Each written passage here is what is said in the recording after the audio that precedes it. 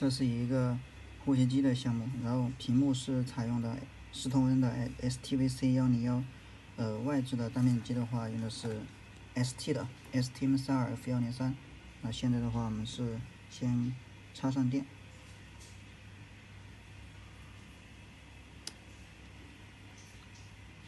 上电之后，我们可以看到一个短暂的过渡的画面，就是开机的动画。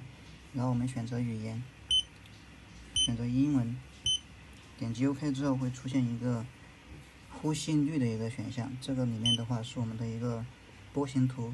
那首先我们是按我们的单片机的一个按键启动波形图的绘制。我们也可以再按一下，可以暂停。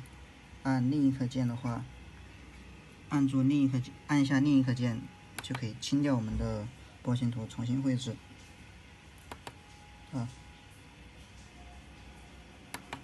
然后我们按返回。第二个的话是我们设置一些参数，有压力的参数。我们按一下加的话，会有一个数字的累加；按下减的话，会相应的减掉。然后我们的氧气浓度也是一样的，按下加会加1，按下减的话会减掉。